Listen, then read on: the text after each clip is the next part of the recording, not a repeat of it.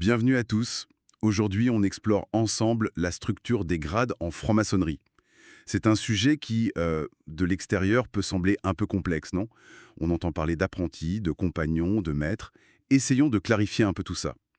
L'idée, c'est de comprendre ce que ces étapes représentent vraiment dans ce parcours. Oui, c'est vrai que ces termes sont assez connus, mais ce qu'ils recouvrent mérite qu'on s'y arrête.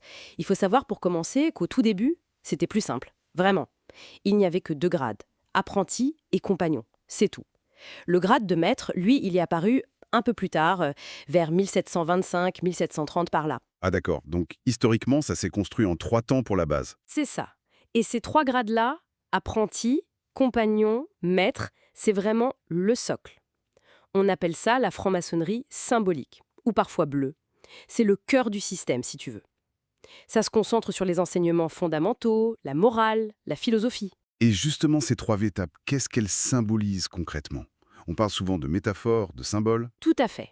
Alors, l'apprenti, c'est un peu comme une pierre brute, le commencement. L'objectif, c'est d'apprendre les bases, les outils symboliques, bien sûr, mais surtout l'écoute, l'observation, une forme d'humilité aussi, face au travail à accomplir. L'écoute, l'humilité, la pierre brute, d'accord. Et le compagnon alors? Il commence à tailler cette pierre? Exactement. Le compagnon, il a déjà dégrossi le travail, disons. Il va approfondir.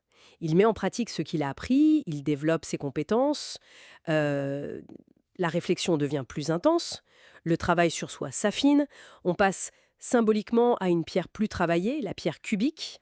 Je vois. Et donc le maître, c'est l'aboutissement de ce premier cycle? La pierre finie. C'est ça. C'est l'achèvement de ce cycle initial. Mais c'est plus qu'un simple diplôme, hein. C'est vraiment une transformation plus profonde. Ce grade est lié à une symbolique très forte, celle de la mort et de la renaissance, spirituelle bien entendu. Mort et renaissance. C'est puissant comme image. Ça signifie quoi plus précisément? Ça symbolise le fait d'intégrer les enseignements à un niveau beaucoup plus personnel, presque existentiel. Ce n'est plus juste savoir, c'est être.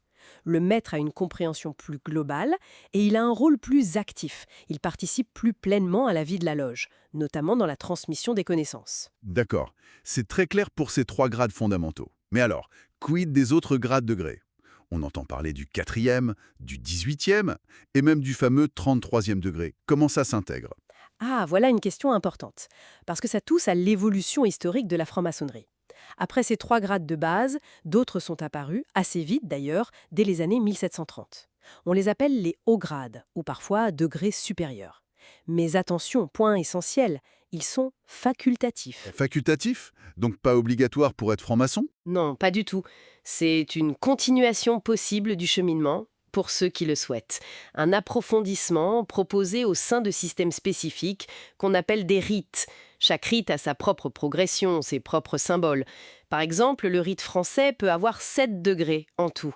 Et un autre rite très connu, le rite écossais ancien et accepté, peut aller jusqu'à 33 degrés. Donc plusieurs chemins possibles après maître organisés en rites. Et ces rites, qui s'en occupe? Alors, la gestion de ces systèmes de haut grade est souvent assurée par des structures spécifiques, distinctes des loges des 3 premiers grades.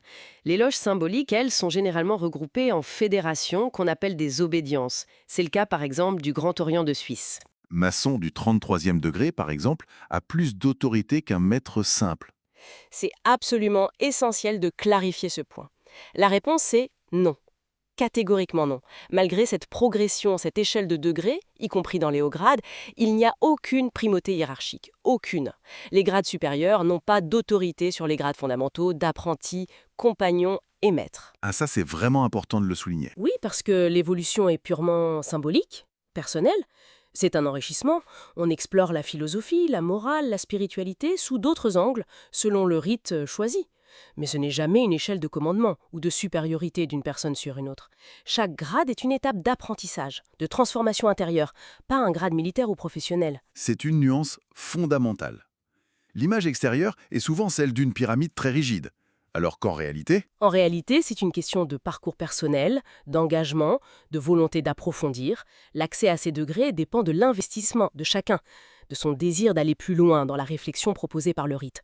Mais toujours toujours en s'appuyant sur le socle des 3 premiers grades. C'est la base qui reste primordiale. Donc, si on devait résumer ce qu'on a exploré aujourd'hui, on pourrait dire que la structure maçonnique, c'est avant tout un parcours symbolique en 3 étapes clés.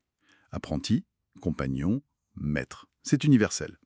Et qu'ensuite, il existe des voies d'approfondissement, les hauts grades, qui sont optionnels, organisés en rites.